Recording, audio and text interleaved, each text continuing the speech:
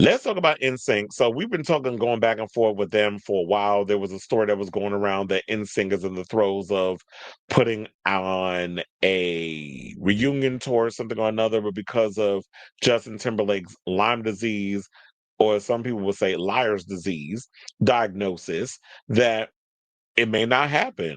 But now the story is reignited again. I think it was TMZ that started reporting on it, and they're saying that they are considering still doing the reunion tour, even if Justin Timberlake is not up for it.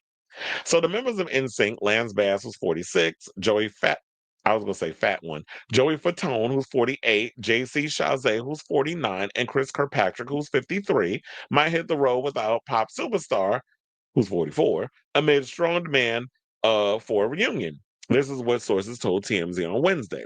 The four remaining members have reportedly been in negotiations to perform to commemorate the boy band's 30th anniversary. This is what sources told the outlet.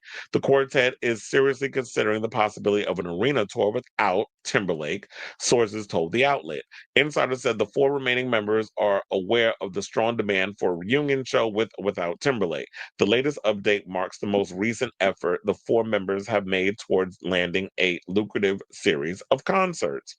Concert promoters AEG and Live Nation last summer have been talking to them about a set of 2026 shows, but Timberlake didn't engage. Sources told the outlet. The negotiations were conducted far before Timberlake's battle with Lyme disease went public. This is what sources told TMZ. Promoters are confident that the four remaining members could fill up arenas in major cities, even with even more upside if Timberlake were to get on board. In recent years, fans taken to social media with hopes of a reunion for the boy band, whose trademarks include "It's going to be May," because you don't say me, it's May, "Tearing Up My Heart," "Bye Bye Bye," and "I Want You Back." The popular boy band got fans' hopes up 2 years ago when it released their first new music in 2 decades. Because didn't they do a song on the Trolls album, and then I think they have a song on Justin's new album. I don't know. I didn't listen to his new album, but I heard they have a song on there. Now they said around the same time they thrilled fans, including Taylor Swift, with an unexpected reunion at the 2023 MTV VMAs. The pop ensemble served as presenter as Swift was awarded with Best Pop Award for her track Antihero. Now, Bass last year appeared on Watch What Happens Live, telling host Andy Cohen that Diddy had meddled in the band's business prior to their split. Bass said that when Diddy opened for NSYNC on their 2002 celebrity tour, he urged Timberlake to drop the four band members to pursue a career as a solo act. Well, you already know Diddy's an asshole. I mean, look, he ruined Day 26 and Identity Game. So I will totally believe there's you need to go solo.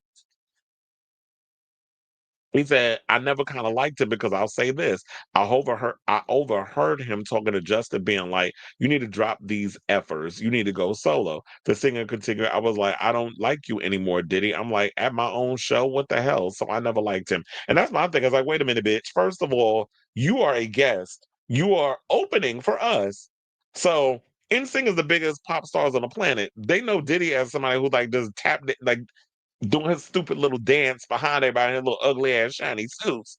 And yeah, yeah, take that, take all them stupid little isms that he does, and then he was trying to be a rapper and all this other stuff at one point. And yeah, Diddy was on top of the world with what he was doing. But it's like, wait a minute, you were guest in my house. I put you and we put you collectively as part of his opening, and now you doing shady shenanigans behind the scenes. Like that would have pissed me off too. And I truly believe because y'all was all up in his ear and Justin and his ego, that yes, he was looking at it as like, you know what? I do have the ability to go solo, basically trying to be the white equivalent of Michael Jackson. But nevertheless, you went off and decided to become this big solo act and doing all the things you was doing. And it was cute. It worked for a while. But then on the strength of all the problematic things you was doing, the cheating and on your wife, on Brittany, and so many others, the Nipplegate with Janet Jackson, and so many other things that have been thrown against you. Now you have this Lyme disease situation. And I do think that if he were to go and be able to perform with NSYNC on this arena tour to celebrate the 30th anniversary of their music and possibly work on maybe some new songs to perform on the tour, that it definitely will kill, financial wise. Like I do feel like you get a lot of the moms, soccer moms, whatever. A lot of people who grew up on NSYNC, as well as the Justin soloists who will come out and see them perform. Which is why I truly never believe that the members of NSYNC like Justin. I think that they tolerate him because it's he's the biggest star, and then I've always looked at it as like I always felt like Justin was using NSYNC because whenever he would come out with new music, or whatever the case was, he would always try to find a way to prop them up like little toys or whatever to kind of put out in the audience. Be like, oh look, it's insane. It's kind of like what Beyonce does with Destiny's Child, but they always try to sit up there and try to act like, oh no, we're just so happy to be. She using you, just like he using y'all. Like let's call it what it is. And I'm talking about perception of how it looks. It always looks like okay, just to get the fans all excited a little bit, we'll bring out Destiny's Child, I'll do it on the Cowboy Carter tour, and then with Justin, whenever I need to promote my abysmal ass music, I'm gonna prop up NSYNC and bring them out, get everybody excited, and then now everybody wants to see an actual tour with them, and it won't happen. So now the question remains: do people actually want to see this tour, and will it work without Justin? I was going back and forth with this for a moment, and I was thinking to myself, I'm like, you know what? Maybe it would work because I've seen Queens of R&B, for example. When I did that tour, and that was the SWV and Escape, and then they had all the other groups, 702, Total, a bunch of others. There was a lot, and Maya. Shout out to her. Maya turned it out. But when I saw the other groups, like 702 only had like two members, Total had two members. Remember, there's three. Mr. Pam wasn't there. You know why? There's a reason why I call her that. Mr. Pam wasn't there, so we had Kima and Keisha up there performing the hits, and Escape. They ain't had Latasha no neck ass. They didn't have her there. The other girls turned it out. And so all the other girls was up there doing their thing, and people still came out and seen those shows. I'm thinking that I don't know if without Justin it would be successful with just them. I'm thinking they're probably gonna have to do this tour like it's similar to Queens of R&B, where you're gonna have to probably bring out a bunch of different boy bands and tour with them. If you did with a tour with New Kids on the Block, Insane, I mean, well, you aren't insane. New Kids on the Block, Backstreet Boys, and you brought like, dare I say it, 98 Degrees, or some of these other boy bands. If y'all kind of just white people, y'all always steal it for black folks anyway. So I'm gonna just give you this one. Um, if y'all did something like that, maybe it would work.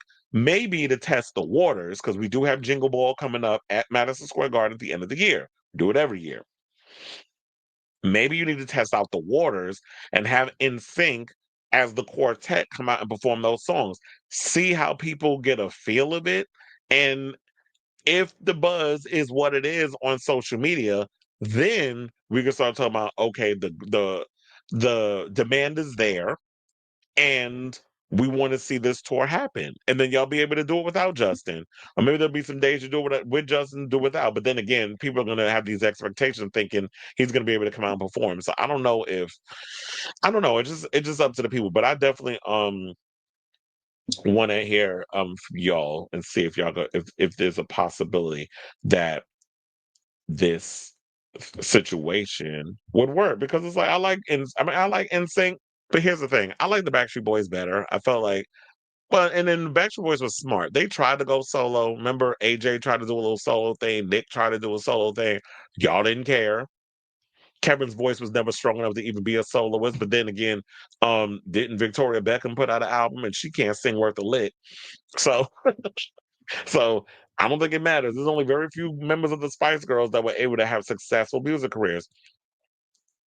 First of all, I think it was only one member out of all the girls that had a successful solo career, and that was Mel C.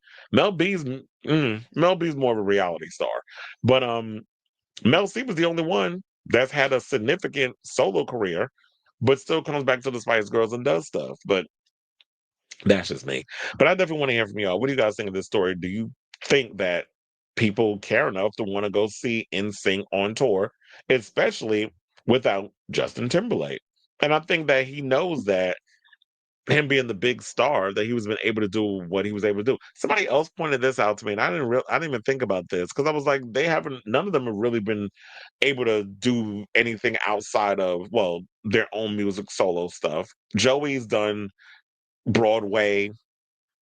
Lance has got more into the entrepreneurial business. I don't know what Chris has been doing.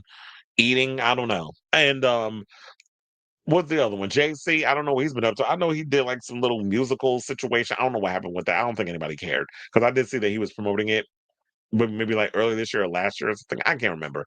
There'd be so many stories I cover. I can't remember what everybody does. So Justin's the only one that's pretty much had the career. But then somebody else pointed this out to me. I guess with the bad contracts and with how Lou Pearlman treated them or whatever, they was able to. They filed the lawsuit, they sued, and they won a lot of money. So it's like they have enough money, I believe, that they've accumulated from those bad deals and the way that they were used and abused by Lou Pearlman. But at this point, career wise, I think it's just for the nostalgia of it all and the fact that they just want to get out there and perform. So I don't even think it's about the money. I mean, the money I'm sure is a plus because look, the Backstreet Boys making $4 million a show at the Sphere. When that one starts up again, I think when does it start up in December? So I definitely want to hear from y'all. Let me know what you guys think of this story in the comments down below.